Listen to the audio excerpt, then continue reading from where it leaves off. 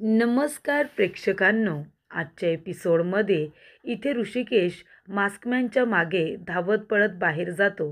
तेव्हा सुमित्रा जानकीला म्हणत असते, अगं जानकी, ऋषिकेश कुठे गेलाय? त्याच्या अंगाला हळद लागले आणि हळद लागल्यानंतर बाहेर पडायचं नसतं, अपशकुन होतो. जा बरं त्याला जाऊन अडव. तेव्हा इथे जानकी ऋषिकेशला अडवण्यासाठी तीसुद्धा त्याच्या मागे मागे धावत येते. तर इथे मास्कमॅन आता धावत पळत तिथून पळून जात असतो आणि ऋषिकेश त्याच्या मागे मागे त्याला पकडण्यासाठी धावत असतो. ऋषिकेश इथे आता मास्कमॅनला पकडणार तेवढ्यातच तिथे एक गाडी येते आणि त्या गाडीला ऋषिकेश धडकतो आणि बाजूला जाऊन पडतो. तेव्हा प्रेक्षकांनो, ऋषिकेश आता खाली पडल्यानंतर त्याच्या हाताला मार लागलेला असतो. तेव्हा जानकी धावत पळत त्याच्या जवळ येते, जोरात ओरडते, ऋषिकेश. तेव्हा इथे ऋषिकेश आता त्याला खूपच जास्त मार लागल्यामुळे तो इथे शांतपणे जमिनीवरती पडलेला असतो. तेव्हा इथे जानकी म्हणत असते, ऋषिकेश काय होते तुम्हाला? उठा उठा ऋषिकेश उठा. आणि जानकी आता आजूबाजूला बघत असते, कुणी मदतीला आहे का? तेव्हा इथे आता ऋषिकेश म्हणतो, जानकी इकडे ये. तेव्हा इथे जानकी पुन्हा ऋषिकेशच्या जवळ येते आणि ऋषिकेशला उठवण्याचा प्रयत्न करत असते. तेव्हा इथे ऋषिकेश म्हणतो, जानकी तो माणूस पळून गेला गं, त्याला पकडणारच होतो मी. तेवढ्यातच मी दुसऱ्या गाडीला धडकलो. तेव्हा जानकी म्हणते, ऋषिकेश अहो जाऊ द्यायचं ना त्याला. काय गरज होती तुम्हाला त्या माणसाच्या मागे मागे धावत यायची? तुम्हाला जर काही झालं असतं तर? किती लागले तुम्हाला? चला आधी चला हॉस्पिटलला जाऊया चला. तेव्हा ऋषिकेश म्हणतो, नाही जानकी नाही, मी ठीक आहे, मला एवढं पण काही लागलेलं नाही आहे. तेव्हा जानकी म्हणते, ऋषिकेश अहो तो ऐश्वर्याचाच माणूस असेल. ज्या पद्धतीने तो आपल्याकडे बघत होता ना, मला तर असं वाटतं की तो ऐश्वर्यालाच भेटायला तिथे आला असेल आणि तुम्ही का त्याच्या मागे मागे लगेच निघून आलात? हे बघा तुमच्या अंगाला हळद लागली. चला बरं तुम्ही आता घरी चला. तेव्हा इथे ऋषिकेश म्हणतो, जानकी अगं त्या माणसाला पकडणं गरजेचं होतं. तो जर ऐश्वर्याचा माणूस होता तर नक्की काय चाललंय त्यांच्यामध्ये ते आपल्याला कळायला पाहिजे होतं ना. तेव्हा प्रेक्षकांनो, इथे आता ऋषिकेश आणि जानकी हे दोघेजण घरी जायला निघतात. जानकी ऋषिकेशला उठवते आणि त्याला घरी घेऊन जात असते. त्याच्या पायाला आणि हाताला मार हा लागलेलाच असतो. त्यानंतर प्रेक्षकांनो, ऐश्वर्या भयंकर चिडलेली असते. ती म्हणते, मास्कमॅनला बघितलं. आता ऋषिकेश त्याच्या मागे गेलेत. ऋषिकेशने त्याला पकडलं नाही म्हणजे मिळवलं. म्हणजे त्या मास्कमॅनचं भांडं तर फुटेलच. पण त्या मास्कमॅनने जर माझं सत्य त्या लोकांना सांगितलं तर?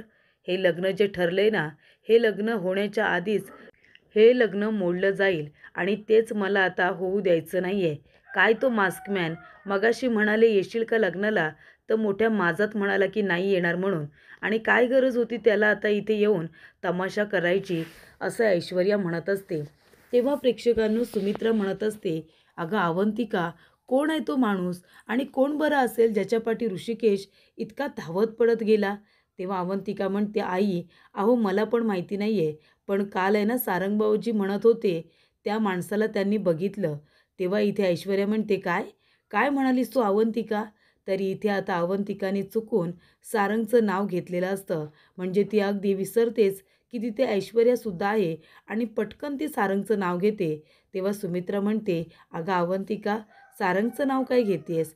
तेव्हा ऐश्वर्या म्हणते, काय गं अवंतिका, तू काय म्हणालीस आता? सारंग म्हणालीस ना? तेव्हा अवंतिका म्हणते, हो म्हणाले मी सारंग भाऊजी. काय झालं मग म्हणाले तर? आम्हाला सारंग भाऊजींची रोज आठवण येते. दिवसात आम्ही एकदा तरी त्यांची आठवण काढतो. आमच्या सगळ्यांचं त्यांच्यावरती खूप प्रेम आहे. मग आता सारंग भाऊजींची आठवण काढली तर कुठे बिघडलं गं? मी सारंग भाऊजी नाही, मला ऋषिकेश भाऊजी म्हणायचं होतं. आई, ऋषिकेश भाऊजींनी काल त्या माणसाला बघितलं. काल तो माणूस भाऊजींचा पाठलाग करत होता. म्हणून आता भाऊजींनी त्यांना बघितलं. तो विचित्र पद्धतीने त्या दोघांकडे बघत होता आणि म्हणूनच ऋषिकेश भाऊजी त्याला पकडण्यासाठी त्याच्या मागे मागे गेले. तेव्हा इथे आता सुमित्रा म्हणत असते, बापरे, हा मास्कमॅन आता कोण बरं असेल?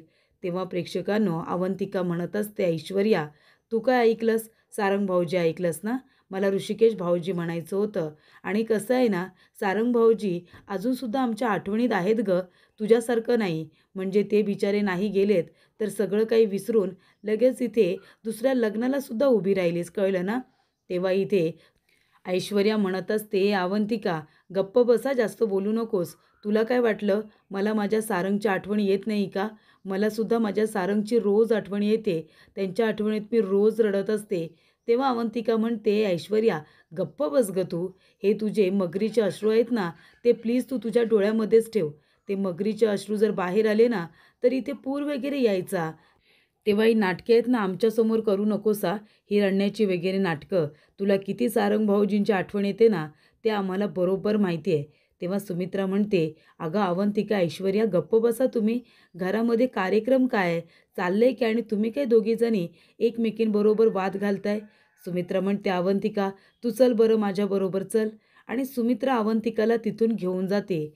त्यानंतर प्रेक्षकांनो, इथे आता माया लताजवळ बसलेली असते. तिच्या डोक्यावरून हात फिरवत असते आणि इथे लता आता बेशुद्ध झालेली असते. तरीसुद्धा म्हणत असते, माझी मुलगी कुठे आहे? प्लीज मला एकदा एकदा माझ्या मुलीला भेटू द्या. मला तिला बघू द्या. आणि तेव्हाच प्रेक्षकांनो, जो गुंड माणूस आहे तो आता लतासाठी औषधं घेऊन आलेला असतो. तो म्हणतो, इकडे ये आणि घे ही औषधं. तेव्हा माया म्हणत असते, हे बघा दादा, प्लीज आम्हाला इथून जाऊ द्या. आम्हाला का बंद करून ठेवले? आणि बघा हो, बघा त्या आईंची काही तब्येत बिघडली. लता आईंना त्यांच्या मुलीला भेटायचं आहे. आम्हाला जाऊ द्या इथून. तेव्हा तो माणूस म्हणतोय, जास्त बोलायचं नाही या. इथून कधी बाहेर पडायचं कधी नाही हे सांगितलं जाईल. त्याच्यामुळे जास्त बोलत बसायचं नाही. तू इथे थांबायचं आणि या म्हातारीला समजवायचं. तिची काळजी घ्यायची. कळलं का तुला? तेव्हा इथे तो गुंड माणूस आता गेल्यानंतर इथे माया ती औषधं घेते आणि जाऊन पुन्हा लताच्या डोक्याजवळ बसते. तिच्या उशाजवळ बसते आणि तिच्या डोक्यावरून हात फिरवत असते. लता म्हणत असते, जानकी, अगं बाळा जानकी, कुठेस गं तू? मला भेटायचं तुला.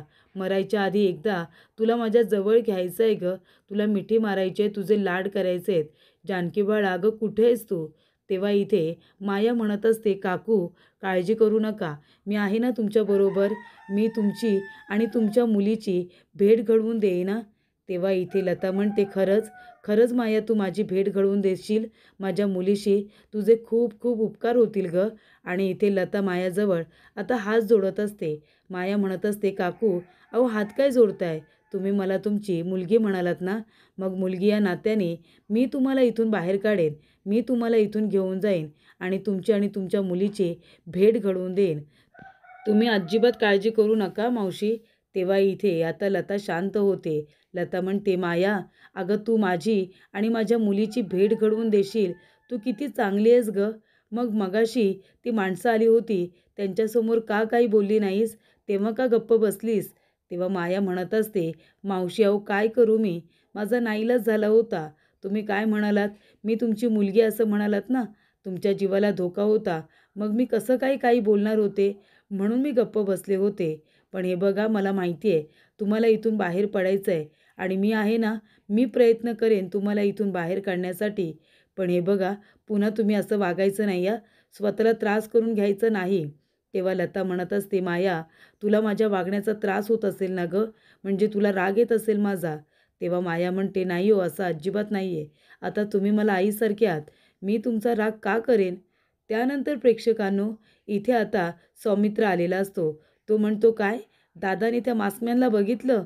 तेव्हा अवंतिका म्हणते, सौमी, अरे फक्त बघितलं नाही तर ऋषिकेश दादा त्या मास्कमॅनला पकडण्यासाठीच त्याच्या मागे धावत गेलेत. तेव्हा प्रेक्षकांनो, अजूनपर्यंत ते घरीसुद्धा आलेले नाही आहेत असं इथे अवंतिका सांगते. तेव्हा ऋषिकेश आता इथे जानकीच्या खांद्यावरती हात ठेवून हळूहळू चालत येत असतो. सौमित्र म्हणत असतो, हा तोच मास्कमॅन आहे जो कालसुद्धा दिसला होता. याला लवकरात लवकर पकडलं पाहिजे. त्यानंतर जानकी ऋषिकेशला घेऊन आलेली असते. जानकी म्हणत असते, ऋषिकेश सावकाश सावकाश या बरं. तेव्हा इथे सौमित्रसुद्धा जातो. तो सुद्धा आता ऋषिकेशला पकडतो आणि शांतपणे घरामध्ये घेऊन येतो. तेव्हा इथे ऋषिकेश लंगडत लंगडत येतो आणि खुर्चीवरती आता बसलेला असतो. अवंतिका जाते आणि ऋषिकेशसाठी पाणी घेऊन येते. तेव्हा जानकी म्हणत असते, ऋषिकेश अहो किती लागले तुम्हाला हाताला? पायालासुद्धा लागलं आहे का? तेव्हा प्रेक्षकांनो, इथे आता सौमित्र म्हणत असतो, दादा, अरे तुला तिथे जायची काय गरज होती? तो माणूस कोण होता काही कळलं का?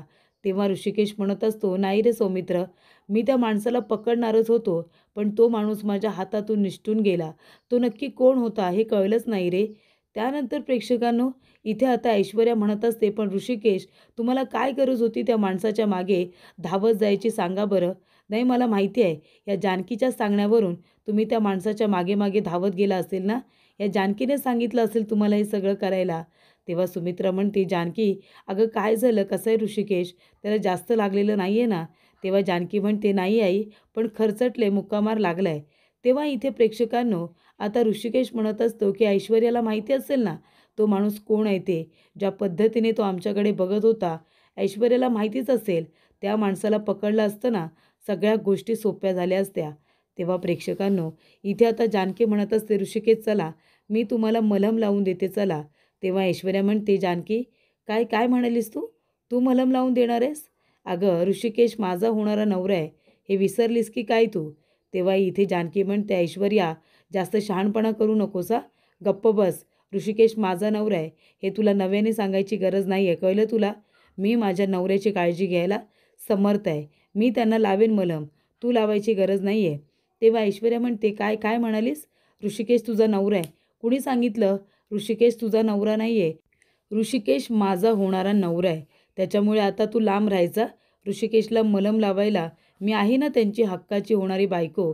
तेव्हा इथे जानकी म्हणत असते, ऐश्वर्या, अजूनही मीच त्यांची बायको आहे, कळलं ना? तेव्हा ऐश्वर्या म्हणते, का? तू का बायको? डिवोर्स पेपरवरती सह्या केल्यात तुम्ही दोघांनी, विसरलीस का जानकी? मग आता डिवोर्स पेपरवरती सह्या झाल्यात, याचा अर्थ तू त्यांची बायको नाहीस. माझा होणारा नवरा आहे तो, तेव्हा मलम तर मीच लावणार. तेव्हा इथे सौमित्र म्हणत असतो की डिवोर्स पेपरवरती सह्या केल्या म्हणून लगेच डिवोर्स होत नाही ऐश्वर्या, कळलं ना? अजून डिवोर्स झालेला नाही आहे, 6 महिने बाकी आहेत अजून. तेव्हा ऐश्वर्या म्हणते की ते महिने वगैरे मला नाही कळत. डिवोर्स पेपरवरती सह्या केल्या म्हणजे त्यांचं नातं संपलं, आणि काहीही झालं तरीसुद्धा माझ्या होणाऱ्या नवऱ्याला तू हळद लावायची अजिबात गरज नाही आहे. तेव्हा इथे जानकी आणि ऐश्वर्या यांच्यामध्ये वाद सुरू होतो. तेव्हा ऋषिकेश म्हणतो, 1 मिनिट, ठीक आहे जानकी, जाऊ दे, तिला लावायची आहे ना मलम. माझी सेवा करण्यामध्ये तिला खूपच जास्त आनंद होतो आहे ना, खूपच जास्त एक्सायटेड आहे ती. मी पण बघतो ना किती सेवा करते ते. ऐश्वर्या, लाव तू मलम, तुला मलम लावायचं आहे ना, मला लाव.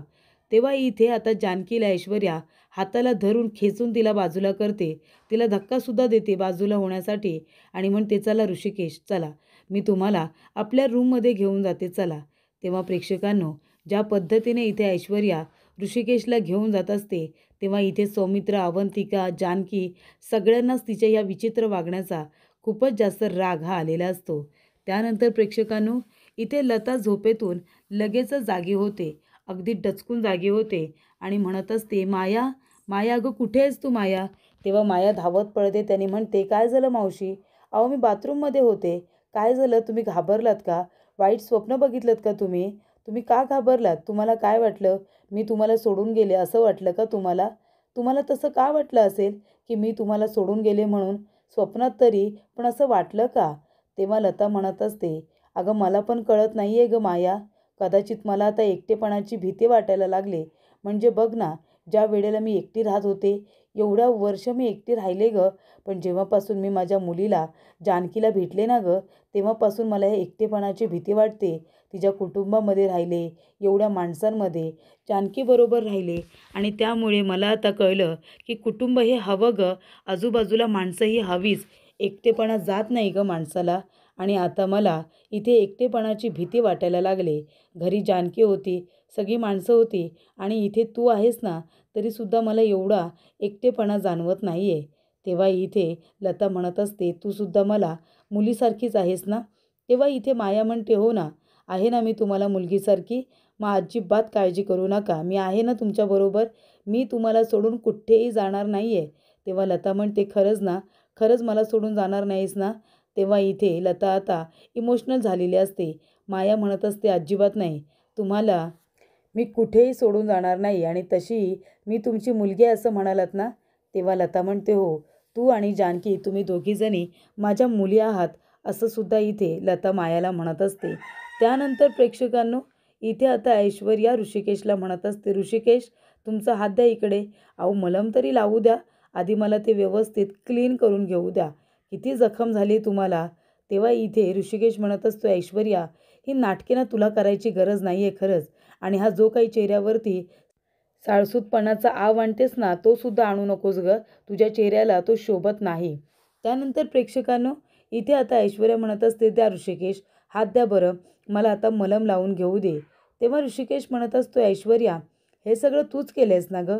म्हणजे हा जो कोणी माणूस आला होता आम्हाला भेटायला, आमच्याकडे ज्या विचित्र पद्धतीने बघत होता, हा माणूस तुझाच आहे ना?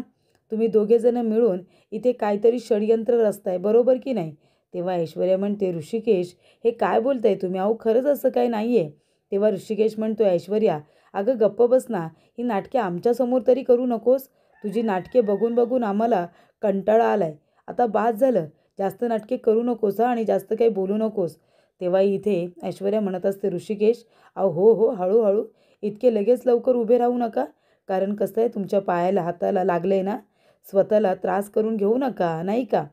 त्यानंतर प्रेक्षकांनो, इथे ऐश्वर्या म्हणत असते, ऋषिकेश, कसं आहे ना, ऐश्वर्याला काहीतरी करण्यासाठी ना कुठल्या माणसाची गरज नाही आहे. ती एकटी खमकी आहे, तिला जे काही करायचं आहे ते करण्यासाठी. आता तुम्हीच बघा ना, तुम्हाला सगळ्यांना नमवलं की नाही मी माझ्यासमोर? नमवलं की नाही?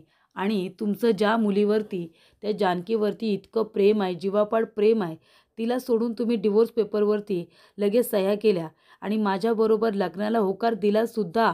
त्याच्यामुळे तुमच्या सगळ्यांची बोलती कशी बंद करायचं आहे ना, मला बरोबर माहिती आहे. तेव्हा इथे ऋषिकेश म्हणतोय, ऐश्वर्या, मला सुद्धा तुझी ही सगळी नाटके कळतात हा. तो मास्कमॅन जो इथे आला होता ना, तुलाच भेटायला आला होता ना? तुम्ही दोघेजण एकमेकांना भेटून काहीतरी कारस्थान रचताय, बरोबर ना? तेव्हा तू काही सांगणार नाहीस ग, तो माणूस कोण होता ते. कारण तू स्वतःच्या तोंडाने तुझं पित्तळ उघडं कसं पाडशील ना? तू काही सांगणार नाहीस तो माणूस कोण होता, पण मी नक्की शोधून काढेन तो माणूस कोण होता, कळलं तुला? तेव्हा ऐश्वर्या म्हणत असते, ऋषिकेश, अहो गप्प बसा ना, किती बोलाल तुम्ही? द्या बरं, तुमच्या हाताला मलम लावू द्या.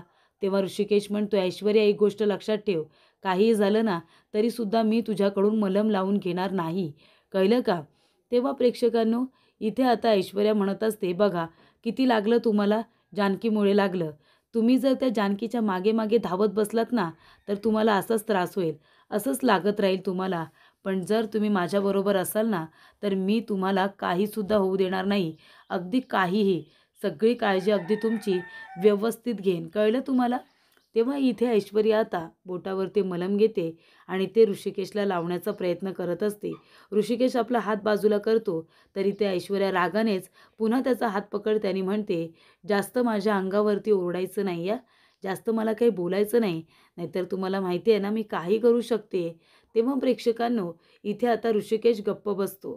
तेव्हा ऐश्वर्या म्हणत असते, काय ऋषिकेश, जानकीच्या गालाला उष्टी हळद लावलीत ना तुमची, बरोबर ना? तुम्हाला काय वाटलं, लपून छपून तुमच्या रूममध्ये तुम्ही येऊन जानकीला तुमची उष्टी हळद लावाल आणि मला काही कळणार नाही असं वाटलं का तुम्हाला? मला तेव्हाच माहिती झालं होतं, जेव्हा तुम्ही तिच्या गालावरती हळद लावलीत, कळलं तुम्हाला? बरं चला, आता ते सगळं जाऊ दे, ही हळद घ्या आणि माझ्यासुद्धा गालाला तुमच्या हाताने हळद लावा बरं. तेव्हा इथे ऋषिकेश म्हणतो, ऐश्वर्या, काहीही झालं ना, अगदी काहीही, तरीसुद्धा मी तुला माझ्या हाताने हळद लावणार नाही आहे, कळलं का? तेव्हा प्रेक्षकांनो, इथे ऐश्वर्या म्हणत असते, हो का? तुम्ही मला तुमच्या हाताने हळद नाही का लावणार? तेव्हा प्रेक्षकांनो, इथे आता ऐश्वर्या ऋषिकेशचा हात घेते, त्याच्या वाटेला इथे हळद लावते आणि मग त्याच्या हाताला लागलेली हळद इथे ऐश्वर्या आपल्या हाताने स्वतःच्या गालावरती लावते. तेव्हा इकडे ऐश्वर्या म्हणत असते, बघितलं ऋषिकेश, काय झालं? झाली की नाही आपली हळद? आता लग्न होणार उद्या, की मग आपण ऑफिशियली नवरा बायको होऊ, कळलं का तुम्हाला? त्यानंतर प्रेक्षकांनो, इथे आता ऐश्वर्या म्हणत असते, चला आता हळद तर आपण लावली आहे, एक फोटो काढूया का? एक फोटो पोस्ट करूया आपल्या हळदीचा. तेव्हा इथे आता ऋषिकेश ऐश्वर्याकडे रागाने बघत असतो. तो काही कॅमेऱ्यामध्ये बघून स्माईल करत नाही. तेव्हा ऐश्वर्या म्हणत असते, ऋषिकेश, ऋषिकेश, तुम्हाला जानकीच्या आईचा फोटो भिंतीवरती बघायचा आहे का? नाही ना? मग बघा बरं कॅमेऱ्याकडे, मी आपला सेल्फी काढते, छान असा फोटो काढते. तेव्हा इथे आता ऋषिकेशचा नाईलाज होतो आणि तो कॅमेऱ्याकडे बघत नाही, पण ऐश्वर्याकडे रागाने बघत असतो आणि तेव्हा इथे ऐश्वर्या त्या दोघांची आता इथे सेल्फी वगैरे काढते. तर प्रेक्षकांनो, पुढील भागामध्ये इथे आता जानकी विचारत असते, पण ऋषिकेश तो माणूस होता कोण? तेव्हा इथे ऋषिकेश म्हणतो, सयाजी विखे पाटील. तो माणूस सयाजी विखे पाटीलच होता. तेव्हा प्रेक्षकांनो, इथे ऐश्वर्या सयाजीला भेटायला आलेली असते.